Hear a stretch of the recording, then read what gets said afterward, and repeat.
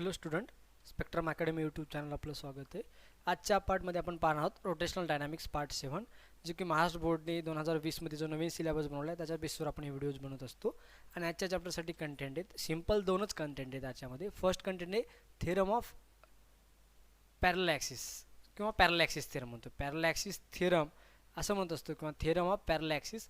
आणि second topic असणार आहे आपला थेरम ऑफ परपेंडिक्युलर ॲक्सिस. आता या दोन्हीचा फायदा काय, दोघांमुळे आपला काय बेनिफिट्स होतात आणि याचा ॲप्लिकेशन आपण कुठे कुठे करू शकतो हे आपण पाहणार आहोत.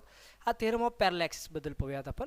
की तर पॅरलल ॲक्सिस थेरमचा सिंपल आहे. आपण पॅरलल ॲक्सिस म्हटल्याबरोबर तुम्हाला लक्षात आलं की या ठिकाणी काहीतरी पॅरलल आहे तर आहे या ठिकाणी. हा हे एक ॲक्सिस कन्सिडर केला आणि हा एक, समजा आपल्याकडे ही बॉडी आहे आणि ही बॉडी काय होते, समजा रोटेट होते. आता ही जर बॉडी रोटेट होत असेल तर रोटेट होण्याचे दोन ॲक्सिस भोवती रोटेट होईल. समजा एक तर पहिल्या कंडिशनला समजा या ॲक्सिस भोवती रोटेट होते आणि दुसऱ्या वेळेस आपण या ॲक्सिस भोवती रोटेट केली. म्हणजे तसे या बॉडीला अनेक ॲक्सिस ऑफ रोटेशन होऊ शकतात. आपण कुठल्याही ॲक्सिस ऑफ रोटेशनमधून पास करू शकतो. आणि हा ॲक्च्युली सी म्हणजे सेंटर ऑफ मासमधून पास होणारा ॲक्सिस आहे ए, आणि हा एम ॲक्सिस कुठल्या तरी एका पॉईंट ओ मधून पास होणार आहे. आणि ॲक्च्युली दोन ॲक्सिस एकमेकांना कसे पॅरलल आहेत. आपण हे पॅरलल ॲक्सिस थेरमचा वापर करून यांना कसं डिफाईन करतो आपण पाहूयात. तर या पॅरलल ॲक्सिस थेरम वापरण्यासाठी काही कंडिशन आहे. तर लक्षात ठेवा, आपल्याला माहिती आहे कुठली कन्सेप्ट कुठलाही लॉज वापरण्यासाठी आपल्याला कंडिशनची गरज असते. त्याच प्रकारे या ठिकाणी कंडिशन आहे. या ठिकाणची कंडिशन काय, two axis parallel to each other with one of them passing through the centre of mass. लक्षात ठेवा, जर आपला पॅरलल ॲक्सिस थेरम वापरायचा असेल, जेव्हा आपल्याला काय करायचं असेल पॅरलल ॲक्सिस थेरम वापरायचं असेल त्यावेळेस कंडिशन लक्षात ठेवा. कसं असतं, आपण कुठे ह्या थेरम वापरायचा प्रयत्न करतो त्यावेळेस मग प्रॉब्लेम येतात. तर हा थेरम आपण तेव्हाच वापरू शकतो. त्याची फर्स्ट कंडिशन काय, two axis parallel to each other, म्हणजे ते एकमेकांना कसं असायला पाहिजे, पॅरलर टू इच अदर, ते एकमेकांना पॅरलल असला पाहिजे. आणि with one of them passing through the centre, म्हणजे दोन्हीपैकी एक कुठून पास झाला पाहिजे, सेंटर ऑफ मासमधून पास झाला पाहिजे. आता हे दोन, हा यम आणि हा एकमेकांना कसे आहेत, पॅरलल आहेत. आणि दोघांपैकी कोणता, हा नाही आहे सेंटर ऑफ मासमधून, हा आहे पहा, हा ए आहे, तो कुठून पास आहे, सेंटर ऑफ मासमधून. म्हणजे याच्यावर आपण या डायग्राममध्ये जो दिसतो या ॲक्सिसवर आपण काय करू शकतो, थेरम हा अप्लाय करू शकतो. लेट आपण कन्सिडर केलं M, mass of that object, म्हणजे पूर्ण टोटल ऑब्जेक्ट आहे. या टोटल ऑब्जेक्टचं मास काय कन्सिडर केलं आपण, कॅपिटल यम कन्सिडर केलं. M O P axis passing through a point O, हा यम म्हणजे ॲक्सिस आहे, आपण हा यम म्हणजे मास आहे वेगळे. या ठिकाणी दोन त्यांनी बोर्डच्या एक्झाममध्ये बोर्ड पेपरमध्ये तेवढे दिलेले आहेत बोर्ड बुकमध्ये. त्याला आपण या ठिकाणी हा यम कन्सिडर केला, पण हा ॲक्च्युअल मास म्हणजे आपण कॅपिटल यम घेतलेला, हा वेगळा यम आणि हा वेगळा आहे. ठीक आहे. तर M O P axis passing through the point, हा यम, हा ओ आणि हा पी, पहा हा यम ओ पी, हा जो ॲक्सिस स्ट्रेट लाईन दिसते हा एक ॲक्सिस आहे आणि तो कुठल्या पॉईंटमधून पास व्हायला आहे, ओ पॉईंटमधून पास व्हायला आहे. दुसरा एक ॲक्सिस घेतला ए सी बी, कुठला ॲक्सिस आहे हा, ए सी बी, म्हणजे या ठिकाणचा ए, हा सी आणि हा बी, हे दोन, हा एक्स ॲक्सिस आहे. आणि हा कुठून pass, axis passing through the centre of mass C, आणि हा आपण सेंटर ऑफ मास सी या ठिकाणी घेतलेले आणि सेंटर ऑफ मास सी मधून पास व्हायला आहे ऑफ द ऑब्जेक्ट. आणि parallel to the M O P, म्हणजे हा एम ओ पी आहे, ह्या एम ओ पीला हा ॲक्सिस कसा आहे, पॅरलर आहे आणि सेंटरमधून पास होते. म्हणजे आपण हा थेरम या ठिकाणी काय करू शकतो, अप्लाय करू शकतो. कारण ही एक कंडिशन आणि ही दुसरी कंडिशन, ह्या दोन्ही कंडिशन हा काय करतो, सॅटिस्फाय करतो. आता H is equal to C O. आता एच म्हणजे काय, डिस्टन्स दिले ह्या ॲक्सिसमधलं यम आणि ए, म्हणजे एम ओ पी आणि ए सी बी या दोन ॲक्सिसमधलं जे परपेंडिक्युलर डिस्टन्स आहे एच, आणि त्यालाच ओ आणि सी पण म्हणू शकतो किंवा सी ओ. आपण इकडून जर रीड केलं तर सी ओ म्हणजे perpendicular distance between the axis आहे, M O P and A C B दोघांमधलं परपेंडिक्युलर डिस्टन्स आपण घेतलं. डायग्राम आपली तीच आहे. आता आपण या ठिकाणी कन्स्ट्रक्शन केलं, ड्रॉ केला perpendicular D N on O C from point D. आपण काय केला, परपेंडिक्युलर ड्रॉ केला, काय डी एन, हा डी एन टाकला, कोणावर आहे, ओ सी लाईन आहे जी आपली ओ सी. या ओ सी लाईनला आपण काय केलं, पुढे एक्सटेंड केलं थोडं, समजा इथपर्यंत. आणि एक्सटेंड केल्यानंतर हा डी पासून या ओ सी लाईनवर, या ओ सी लाईनवरच परपेंडिक्युलर टाकला, कुठल्या पॉईंटला, एन ए पॉईंटला, कुठल्या पॉईंटपासून, डी या पॉईंटपासून. ठीक आहे. तर consider mass element D M located at a point D. आता आपण हा एक पॉईंट डी घेतला आणि डी पॉईंटला समजा डी आणि स्मॉल एम मास असलेला एक मास एलिमेंट, म्हणजे कमी मास असलेला एक स्मॉल मास असलेला एक एलिमेंट आपण यासाठी कन्सिडर केला, आणि तो कुठे, या डी या पॉईंटला आहे. ठीक आहे. आता moment of inertia of the object, आता ह्या ऑब्जेक्टचा मोमेंट ऑफ इनर्शिया पाहिजे आपला काय आहे तो, तर अबाउट अन ॲक्सिस, कुठल्या ॲक्सिससाठी, ए सी बी साठी, कोणासाठी, ए सी बी साठी. या डी पॉईंटला जो मास आहे, कोणतं मास एलिमेंट आहे, डी एम ह्या मास एलिमेंट डी एमचा मोमेंट ऑफ इनर्शिया कोण्या ॲक्सिससाठी ए सी बी लक्षात ठेवा ए सी बी या ॲक्सिससाठी या मासचा मोमेंट ऑफ इनर्शिया फॉर्म्युला काय असणार आय सी काय आय सी काय घेतलं कारण सेंटरमधून पास होणार आहे म्हणून याला आय सी म्हटलेलं आहे ए सी बी या ॲक्सिस थ्रू असणारा मोमेंट ऑफ इनर्शिया त्याचं आपण आय सी म्हटलं आय सी म्हणजे इंटिग्रेशन ऑफ आपल्याला माहिती आहे आपण पाहिलेलं इंटिग्रेशन म्हणजे काय मास इथलं मास किती मास डी एम इंटू दोघांमधल्या परपेंडिक्युलर डिस्टन्सचा स्क्वेअर आता यांच्यामधलं हे परपेंडिक्युलर आता पाहत वाटत असेल ही 3 डायमेन्शनल फिगर आहे आणि बॉडी असल्यामुळं ही प्लेन बॉडी आपण कन्सिडर केली या ठिकाणी समजा तर या ठिकाणचं दोघांमधलं अंतर हे परपेंडिक्युलर अंतर आहे हे अंतर या ठिकाणी 90 डिग्री अँगल असतो 3 डायमेन्शनल असल्यामुळे आपण या ठिकाणी दिसत नाही ते दोघांमधलं परपेंडिक्युलर डिस्टन्स किती आहे डी सी म्हणजे आपण डी सी कन्सिडर केलं हा सी डी किंवा डी सी कन्सिडर केला आपण या ठिकाणी ठीक आहे आपल्याला लक्षात आलं असेल ठीक आहे आणि आपला हा मोमेंट ऑफ इनर्शिया आता याच डी एमचाच मोमेंट ऑफ इनर्शिया पाहिजे पण आपला या ॲक्सिस अबाउट कोणता एम ओ पी पा एम ओ पी या ॲक्सिससाठी मोमेंट ऑफ इनर्शिया ओ पॉईंटमधून पास व्हायला आहे म्हणून त्याला काय म्हटलं आपण आय ओ म्हटले सेम याच्यासाठी पण तीच कंडिशन काय असणार इंटिग्रेशन घेणार घेतलं इंटिग्रेशन इंटू हे मास डी एम घेतलं मास डी एम इंटू दोघांमधल्या परपेंडिक्युलर डिस्टन्सचा स्क्वेअर या दोघांमधलं परपेंडिक्युलर डिस्टन्स काय ओ टी किंवा डी ओ म्हणतो आपण त्याला काय म्हटलं डी ओ परपेंडिक्युलर डिस्टन्स किती झालं डी ओ म्हणजे आपल्या एक लक्षात आलं की दोघांसाठी मोमेंट ऑफ इनर्शिया दोघांचे आपल्याला कळाले म्हणजे या डी एम या मासचा मोमेंट ऑफ इनर्शिया कोणाच्या अबाउट आय सी बीच्या अबाउट ज्याला आपण आय सी म्हटलं आणि दुसरा त्याचाच मोमेंट ऑफ इनर्शिया कोणाच्या अबाउट एम ओ पी ॲक्सिसच्या अबाउट आणि त्याला आपण आय ओ म्हटलं दोन्ही या ठिकाणी आपण लिहिलेले आहेत तर आपण नेक्स्ट काय पाहणार आहोत आपण I O equal to integration of D O square D M आता D O square D M हा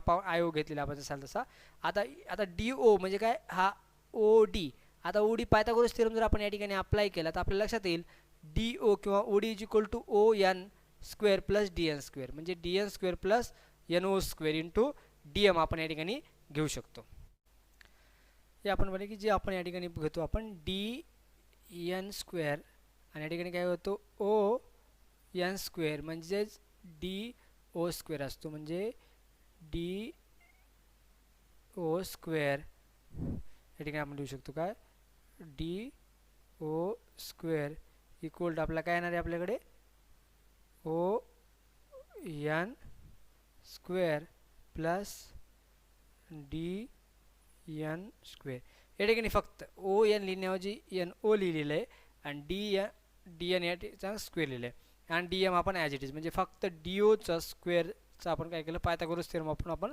अशा ठिकाणी त्याचं एक्सपान्शन केलं आता आपण त्याला परत एक्सपान्शन केलं आता डी एन लिहिलं आपण ते डी एन स्क्वेअरला D N square as it is लिहिलं आपण जसं आला तसं आता आपला एन ओ स्क्वेअर आहे आता या ठिकाणी लक्षपूर्वक जर पाहिलं तर आपल्याकडे काय एन ओ आता एन ओ स्क्वेअरला आपल्याला एक्सपांड करता येतं आपण एनला असं लिहू शकतो पहा हे एनलाच एन ओला काय लिहू शकतो N O equal to N हा N to O equal to काय असणार आहे O C plus C N किंवा ज्याला आपण काय लिहू शकतो C O plus N C okay असं लिहू शकतो म्हणजे काय हा ओ एन किंवा एन ओ म्हणजे काय एन सी प्लस सी ओ आपण या ठिकाणी लिहिले आणि तेच केले आणि याचा आपल्याला काय माहिती आपलं एन ओचा स्क्वेअर आहे या ठिकाणी कशाचा स्क्वेअर आहे एन ओचा स्क्वेअर आहे म्हणजे एन ओचा स्क्वेअर म्हटलं तर आपल्याला काय करावं लागेल सी याचा स्क्वेअर घ्यावा लागेल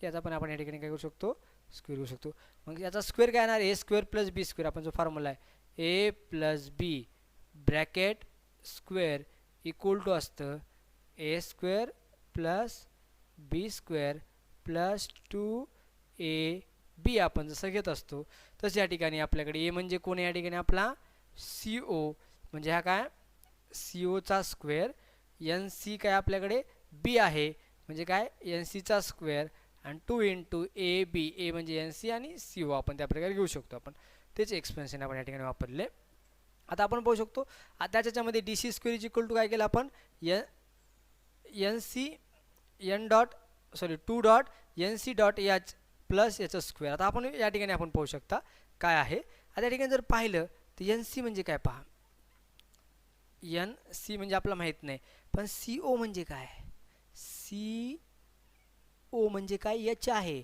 ज्या सी ओच्या ठिकाणी एच आपण लिहू शकतो, एक झालं. आणि परत ह्या सी ओच्या ठिकाणी आपण एच लिहू शकतो, म्हणजे 2 dot N C into H into याचं त्याचा स्क्वेअर. आणि आपण या ठिकाणी तेच केलेलं आहे. या ठिकाणी काय आलं आपला I O is equal to D C square as it is to as it is N C as it is. या ठिकाणी सी ओ होतं, त्या ठिकाणी एच लिहिलं. आणि ज्या ठिकाणी सी ओ स्क्वेअर होतं त्या ठिकाणी काय लिहिलं आपण याचा स्क्वेअर. आणि D M as it is. आता आपण D C square as it is लिहिलं. आता डी एम सगळ्यांसाठी सेपरेट केला. डी एम ह्या सगळ्यांसाठी असल्यामुळे डी एमनं मल्टिप्लाय डी सी स्क्वेअरला केलं. डी एम याच्यातून काय केलं 2h कॉमन काढलं. 2h कॉमन काढल्यानंतर इतर काय राहिलं, हे इंटिग्रेशन पण त्यांना सेपरेट केलं आपण. याला इंटिग्रेशन भेटलं काय N C dot D M, याच्यातून 2h कॉमन काढलं आणि याचं square as it is into D M. लक्षात आलं असेल पहा. आपण काय केलं, हे इंटिग्रेशन आणि ह्या डी एम सगळ्यांना कॉमन दिली, प्रत्येकाला वेगळं इंटिग्रेशन दिलं आणि डी एमनं मल्टिप्लाय केलं. डी एम मल्टिप्लाय हा 2 आणि हा एच कॉमन काढला, राहिला कोण एन सी, आणि यानं डी एमनं मल्टिप्लाय केलं डी एम. याच्या ठिकाणी याचा स्क्वेअर ॲज इट इज घेतला, कॉन्स्टंट आहे बाहेर घेतला आणि डी एम इंटिग्रेशन आलं. ह्या कॉन्स्टंट एच कॉन्स्टंट असल्यामुळे बाहेर, 2h पण कॉन्स्टंट असल्यामुळं बाहेर आला या ठिकाणी. आता आपला एक गोष्ट माहिती आहे की D C square dot D M is equal to I C. आपण ऑलरेडी पाहिलेलं आहे पहा. आय सी ज्यावेळेस पाहिला होता सेंटर ऑफ मासचा, तर D C square dot D एमलाच आपण काय म्हटलं होतं आय सी म्हटलं होतं. आणि integration D M integration small मासचं इंटिग्रेशन आपण जर घेतलं तर कॅपिटल एम मिळतं. त्याचं आपण N C is the distance of point from the centre of mass. आणि आपल्याला माहिती आहे एन सी काय त्या पॉईंटचं डिस्टन्स आहे ऑब्विसली, आणि कुठून येतो सेंटर ऑफ मासपासूनचं. आणि any mass distribution is symmetric about the centre of mass thus the from the definition of the centre of mass. आणि सेंटर ऑफ मासचा विचार केला तर त्याचं इंटिग्रेशन जर घेतलं आपण मास डिस्ट्रीब्युशनचं, त्यावेळेस काय होतं ते 0 integration N dot D M. का, कारण हे मास डिस्ट्रीब्युशन कुठे व्हेरी क्लोज आहे. मास डिस्ट्रीब्युशन व्हेरी क्लोज असल्यामुळे आपण त्याला एन सी आपण काय घेतो 0 घ्यावा लागणार आहे. आपण जर आपण N C is the distance of point from the centre of mass, centre of मासपासून त्या पॉईंटचं डिस्टन्स, आणि ते आपण जर तो जर मास डिस्ट्रीब्युशन आपण कमी समजले किंवा तो मास ॲक्सिसवर कन्सिडर केलं तर डिस्टन्स काय होणार 0. म्हणजे आपला जो इथं जो फॅक्टर होता कुठला N C dot D M, N C dot D M हा पूर्ण फॅक्टर काय झाला 0 झाला. म्हणजे 2hला पण या ठिकाणी व्हॅल्यू राहिली, म्हणजे ही सगळी व्हॅल्यू आपल्याला काय झाली कॅन्सल झाली. आपल्याकडे राहिलं काय D C square dot D M आणि याचं स्क्वेअर डी एम. ओके, त्यालाच आपण पुढे काय केलं from equation 1 I O is equal to obviously म्हणजे सेंटर ऑफ मास ओमधून पास होणार, सॉरी ओ या पॉईंटमधून पास होणारा. त्याचा अर्थ आपण पाहिलं की काय, याचा अर्थ काय होता या ठिकाणी जे आपण पाहिलं हे या ठिकाणी हे जे एवढं होतं याच्यासाठी आपण काय म्हटलं होतं आय सी म्हटलं होतं. हा आय सी होता, मग या ठिकाणी त्याच्या ठिकाणी आपण आय सी ठेवलं आणि आपल्या लक्षात आलं की हे काय सगळं 0 झालं. हा याचं स्क्वेअर ॲज इट इज लिहिला आणि इंटिग्रेशन डी एमची व्हॅल्यू आपण किती येते आपल्याला माहिती किती काय येते कॅपिटल एम, त्या ठिकाणी कॅपिटल एम ठेवली म्हणजे आपल्याला हे इक्वेशन मिळालं. आता या इक्वेशनलाच आपण स्टेटमेंटच्या थेरॉटिकली कसं सांगू शकतो, किंवा स्टेटमेंटच्या फॉर्ममध्ये एरीच्या फॉर्ममध्ये लिहू शकतो, किंवा स्टेटमेंटच्या फॉर्ममध्ये आपण सांगू शकतो. स्टेटमेंटच्या फॉर्ममध्ये काय आपण घेणार या ठिकाणी आपल्याला माहिती की ह्या ठिकाणी काय आपण आय ओ कन्सिडर केला, हा आय ओ आहे. आणि या ठिकाणी आय सी म्हणजे हा I C about an axis passing through the centre आहे. आणि हा काय एम म्हणजे mass of the total body आहे. टोटल बॉडीचं मास आपण कॅपिटल एम मानलेले आहे. आणि एच म्हणजे आपल्याला माहिती आहे का दोघांमधलं परपेंडिक्युलर डिस्टन्स. आणि याच फॉर्म्युल्याला कशा फॉर्ममध्ये स्टेटमेंटच्या फॉर्ममध्ये लिहिले. आणि ही स्टेटमेंट कोणाची आपल्या पॅरलल ॲक्सिस थेरमची स्टेटमेंट आहे. जेव्हा तुम्हाला पॅरलल ॲक्सिसची थेरमची स्टेटमेंट सांगितली त्यावेळेस तुम्हाला हीच थेरम लिहिणं गरजेचं आहे. आता हे काय सांगतं, आता ही स्टेटमेंट काय सांगतं, हे जे फॉर्म्युला आहे याच फॉर्म्युला हा एवढ्या मोठ्या स्टेटमेंटमध्ये आहे पहा, कारण यांचे नावच फार मोठे आहेत. आय ओ म्हणजे काय moment of inertia I O of an object about any axis. म्हणजे हे एवढं कोणाचं नाव झालं, हे एवढं जे काही एक्सप्लेनेशन आहे ते कोणासाठी होतं आय ओसाठी होतं. इज द सम ऑफ, हा कोणाचा सम आहे या दोन क्वांटिटीचा, ही नंबर 1 क्वांटिटी नंबर 2 क्वांटिटी. आता नंबर 1 क्वांटिटीला काय म्हटलेलं आहे moment of inertia I C about an axis parallel to the given axis. म्हणजे हा जो आपला आय सी आहे त्याचा अबाउट मोमेंट ऑफ इनर्शिया आहे पण कुठल्या ॲक्सिस थ्रू असायला पाहिजे याच्या पॅरलल असायला पाहिजे. म्हणजे हा जो आपला आय ओ आहे गिवन ॲक्सिस म्हणजे आपला हा जो गिवन ॲक्सिस आहे त्याच्या पॅरलमध्ये असला पाहिजे. And passing through the centre of मास, जे आपण कंडिशनमध्ये पाहिलं होतं ती कंडिशन या ठिकाणी दिलेली आहे. आणि दुसरी काय याला तो पॅरलल असायलाच पाहिजे, परत तो कसा असायला पाहिजे सेंटर ऑफ मासमधून पास असायला पाहिजे. अँड म्हणजे आता हे पुढची 2 नंबरची क्वांटिटी काय 2 नंबरच्या क्वांटिटीला काय म्हणू शकतो इट इज द प्रोडक्ट आहे. हा 2 नंबरची क्वांटिटी म्हणजे काय प्रोडक्ट आहे. प्रोडक्ट कोणाचा product of mass of the object, म्हणजे mass of the object capital M mass of the object आणि काय square of the distance between the 2 axis, या 2 ॲक्सिसच्या डिस्टन्सच्या स्क्वेअरला पहा.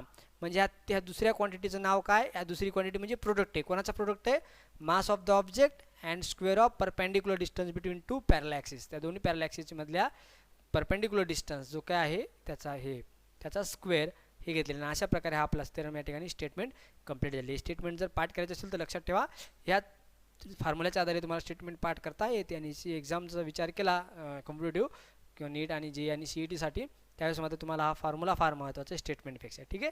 आणि त्या स्टेटमेंटला the moment of inertia of N about an any axis is the sum of the moment of inertia IC about an axis parallel to the given axis and the passing through the center of the mass and product of the mass of the object and the square of the distance between the two axes याचा square आपण त्या ठिकाणी घेतलेला आहे. ठीक आहे. आता next theorem आपण पाहणार आहोत, थेरम ऑफ परपेंडिक्युलर ॲक्सिस. आता पॅरल ॲक्सिस असल्यानंतर पाहिलं, आता परपेंडिक्युलर ॲक्सिस पाहणार आहोत. त्यासाठी पण काही कंडिशन आहे. This theorem is related the moment of inertia of laminar bodies. पहा, किंवा लॅमिनार ऑब्जेक्ट्स म्हणतो. म्हणजे हा थेरम आपला तो पहिला थेरम होता, तो लॅमिनारसाठी 3 डायमेन्शनलसाठी म्हणजे कुठल्याही बॉडीसाठी आपल्याला वापरता येत होता. पण हा थेरमचा मात्र वापरता येत नाही. हा फक्त कुठल्या बॉडीसाठी आहे, लॅमिनार म्हणजे प्लेन टाईप असा सपाट ज्या बॉडी असतील त्यासाठी आपल्याला लागू होऊ शकतो. Object about 3 mutually perpendicular concern axis. म्हणजे त्यामध्ये जी त्या ठिकाणी पण काय असले पाहिजे, लॅमिनार बॉडीज असल्या पाहिजे. त्या ठिकाणचे 3 ॲक्सिस जे असणार आहेत, कुठले असणार आहेत आपल्याला माहिती आहे, एक्स, वाय, झेड. हे 3 ॲक्सिस एकमेकांना कसे असायला पाहिजे, परपेंडिक्युलर असायला पाहिजे. आणि कॉन्ग्रंट ॲक्सिस, कॉन्ग्रंट म्हणजे काय, त्यांचा सेंटर एकच असला पाहिजे. आणि this 2 of them in plane of the object and the third perpendicular to the object. म्हणजे त्यापैकी 2 जण कसे असायला पाहिजे, हे 3 ॲक्सिस होते, त्या 3 ॲक्सिसपैकी 2 ॲक्सिस कसे असायला पाहिजे, प्लेनला प्लेनमध्ये असायला पाहिजे. आणि तिसरा जो ॲक्सिस आहे तो कसा असायला पाहिजे, त्या प्लेनला परपेंडिक्युलर असला पाहिजे. कोणाच्या, या दोघांच्या, कुठल्या दोघांच्या. त्यामध्ये एक्स वायचा प्लेन असेल तर झेड त्याला परपेंडिक्युलर असेल, वाय झेडचा असेल तर एक्स परपेंडिक्युलर असेल, आणि एक्स झेडचा असेल तर वाय परपेंडिक्युलर असेल. ठीक आहे. म्हणजे त्याची कंडिशन पहा. पहिली कंडिशन म्हणजे बॉडी लॅमिनार पाहिजे, आणि दुसरी कंडिशन म्हणजे त्या ठिकाणी 3 ॲक्सिस पाहिजे, आणि तिन्ही ॲक्सिस ते एकमेकांना ऑब्जेक्ट 3 ॲक्सिस एकमेकांना कसे असले पाहिजे, परपेंडिक्युलर असले पाहिजे, आणि ते कॉन्ग्रंट असले पाहिजे.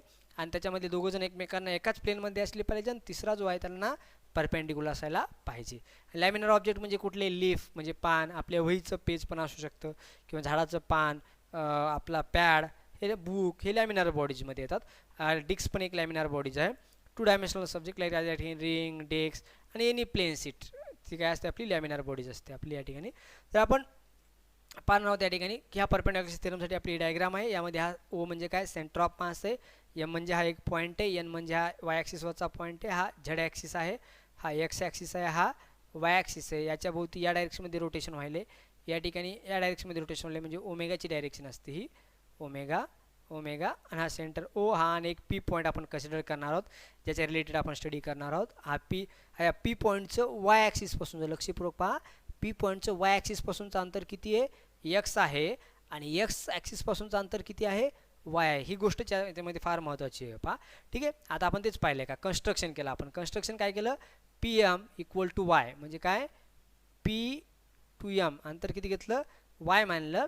आणि पी एन कुठून, हा पी पासून एन पर्यंत डिस्टन्स किती मानला आपण, एक्स मानला. आणि परपेंडिक्युलर ड्रॉ केले आपण. त्याला are the perpendiculars drawn from point P respectively on X and Y axis. म्हणजे हा काय, पी एक्स ॲक्सिसवर एम पॉईंटला आणि वाय ॲक्सिसवर एन पॉईंटला पी या पॉईंटपासून परपेंडिक्युलर ड्रॉ केले. आणि त्याच पी एमला वाय म्हटलं आणि पी एनला काय म्हटलेलं, एक्स म्हटलं. लक्षात ठेवा, याच्यामध्ये आपल्याला चूक होऊ शकते, कारण आपलं पी एम आपण एक्स घेऊ शकतो आणि पी हे वाय घेऊ शकतो. त्यामुळे थोडं लक्षात ठेवा की हा एक्स आहे, वाय ॲक्सिसवर परपेंडिक्युलर ड्रॉ करा, ते डिस्टन्स आपण एक्स घेतो आणि एक्स ॲक्सिसवर केला तर वाय घेत असतो. A rigid laminar object able to rotate about the 3 mutually perpendicular axis X Y Z. आताच आपण सांगितल्याप्रमाणे हा लॅमिनार ऑब्जेक्ट आहे, आणि तो 3 ॲक्सिस भोवती काय होऊ शकतो, परपेंडिक्युलर. हा इथं रोटेट होऊ शकतो, या ॲक्सिस भोवती रोटेट होऊ शकतो, आणि या पण ॲक्सिस भोवती तो रोटेट होऊ शकतो. Axis X and Y are in the plane of the object and Z axis is perpendicular to the X Y plane. आणि या ठिकाणी आपण कन्सिडर केले, हा एक्स आणि वाय कसे येते का, प्लेनमध्ये येते. एक्स आणि Y are in the plane of the object and Z कसा आहे, त्यांना परपेंडिक्युलर आहे असं आपण कन्सिडर केलेलं आहे. आता लेट आपण कन्सिडर केलं काय, D M mass of element located at any point P. ह्या पी पॉईंटला या ठिकाणचं मास आपण काय कन्सिडर केलं, डी एम हे मास कन्सिडर केलं. दुसरी कन्सेप्ट काय, Y perpendicular distance of point M from x. लक्षात ठेवा, वाय म्हणजे काय, डिस्टन्स आहे परपेंडिक्युलर. कोणाचं, पॉईंट एमचं, कोणापासून, पॉईंट पी पासून. ओके. किंवा ह्या एक्सपर्यंत एमपर्यंतचं अंतर कुठून एक्सपासूनचे हे पूर्ण अंतर, ठीक आहे, हे वाय सॉरी हां ठीक आहे, हे पी आणि याच्यामध्ये पी एम जे आपण आताच घेतलेले, ठीक आहे.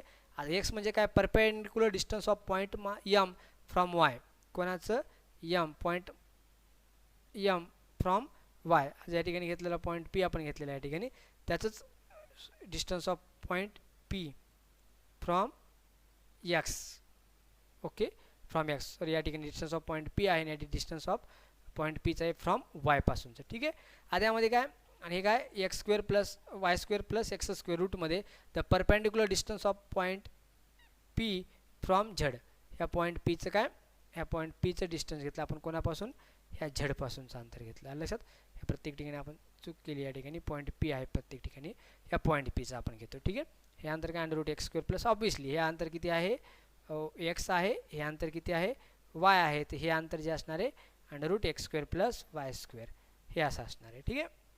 आता आपण जर पाहिलं तर या ठिकाणी मोमेंट ऑफ इनर्शिया आपल्या 3 काढू शकतो आपण, about X axis, about Y axis आणि अबाउट झेड ॲक्सिस, म्हणजे moment of inertia of body about X axis, about Y axis आणि अबाउट झेड ॲक्सिस, या 3 ॲक्सिसवर घेऊ शकतो. आणि we can write I X म्हणजे काय अंडर रूट, आता आपल्याला माहिती आहे आपले इंटिग्रेशन, आपलं मोमेंट ऑफ इनर्शिया फॉर्म्युला काय असतो, integration mass into perpendicular distance, पण आय एक्स पासूनचं परपेंडिक्युलर डिस्टन्स काय, हा एक्स आहे, एक्स पासूनचं परपेंडिक्युलर डिस्टन्स म्हणून इथं काय I x is equal to y square D m घेतले, एक्स स्क्वेअर डी एम घेतलेलं नाही, हे लक्षपूर्वक पहा. आता वायसाठी काय येणार हे तुम्ही सांगू शकता, हा वाय ॲक्सिसपासून किती अंतरावर आहे, एक्स अंतरावर आहे, मास किती डी एम आहे, म्हणून आपण काय केलं integration x square into D M घेतलं, लक्षात आलं. आता मग काय केलं, झेड इज इक्वल टू काय आपण आता कन्सिडर करू शकतो, झेड इज इक्वल टू आपल्या सगळ्यांना माहिती आहे की झेड म्हणजे या झेडपासून हा झेड ॲक्सिस आहे, इथून हे अंतर किती आहे आपलं, हे अंतर एवढं आहे x square plus Y square, आणि हे मास किती आहे डी एम आहे. मग याच्या अबाउट जर मोमेंट ऑफ इनर्शिया काढायचं असेल, हा याच्या अबाउटचा moment of inertia I Z, याच्या अबाउटचा moment of inertia I Y, आणि याच्या अबाउटचा मोमेंट ऑफ आय एक्स, आणि आपला आय झेड काढायचं असेल तर I Z is equal to काय असणार इंटिग्रेशन याचं मास इंटू दोघांमधलं डिस्टन्स काय X square plus Y square, आपण डी एम मल्टिप्लायमध्ये असल्यामुळे दोघांना आपण सेपरेट केलं, integration Y square D M, integration x square D M, integration Y square D एमलाच काय म्हणतो आपण हे एक्स म्हणत असतो, आणि यालाच एक्स स्क्वेअर डी एमलाच काय म्हणतो असतो इंटिग्रेशन वाय म्हणत असतो. म्हणजे आपल्याला लक्षात आलं I Z is equal to I x plus I y, आपण या ठिकाणी सांगू शकतो. आणि एकदम सोपा आणि सिम्पल इक्वेशन आहे, त्याच्यात काही जास्त अवघड नाही, पण लक्षात ठेवा याच्यामध्ये हा आय झेड असतो, ह्या दोघांना परपेंडिक्युलर असतो किंवा दोघांच्या प्लेनला परपेंडिक्युलर असतो, आणि हे तिन्ही एकमेकांना कशा असायला पाहिजे म्युच्युअली परपेंडिक्युलर असायला पाहिजे अशी कंडिशन आहे. आता स्टेटमेंट पाहूया, the moment of inertia I Z, हा आय झेड आहे ऑफ लॅमिनार ऑब्जेक्ट, कुठल्या ऑब्जेक्टचा about an axis perpendicular to its plane, हा कसा आहे त्या प्लेनला कसा आहे परपेंडिक्युलर, आपण पाहिला हा झेड कसा आहे, हा झेड कसा आहे परपेंडिक्युलर आहे, आणि इज द सम ऑफ, हा सम आहे कोणाची सम आहे या दोन ॲक्सिस मोमेंट ऑफ इनर्शियाची, म्हणजे हा पहिला काय moment of inertia about two mutually perpendicular axes X and Y in its plane, all three being congruent म्हणजे दोघांचं सेंटर किंवा ओरिजिन काय असला पाहिजे एकच असायला पाहिजे, यांचा सेंटर ओरिजिन वेगळा असेल तर मात्र हे ॲडिशन असं शक्य नाही आहे, लक्षात आलं. म्हणजे हा सांगतो moment of inertia of I z of the laminar object about an axis z perpendicular to its plane, तो कसा असला पाहिजे त्या प्लेनला परपेंडिक्युलर असायला पाहिजे, तर त्याची व्हॅल्यू काय असणार, त्याची व्हॅल्यू सम असणार, कोणाची सम असणार moment of inertias of two mutually perpendicular axis, हे दोन्ही एकमेकांना कशा म्युच्युअली परपेंडिक्युलर ॲक्सिसच्या मोमेंट ऑफ इनर्शियाची बेरीज, आणि ती कशी असली पाहिजे एकाच प्लेनमध्ये असायला पाहिजे, आणि ऑल थ्री बिंग बे कॉन्ग्रंट आहे, तिन्ही एक्स वाय झेड कशा असायला पाहिजे कॉन्ग्रंट असायला पाहिजे, एकाच ह्याच्यामध्ये असायला पाहिजे. थँक्यू. या ठिकाणी आपण थांबूया. अशाच प्रकारे व्हिडिओ पाहण्यासाठी या चॅनलला सबस्क्राईब करा, लाईक करा आणि मित्रांसोबत शेअर पण करा.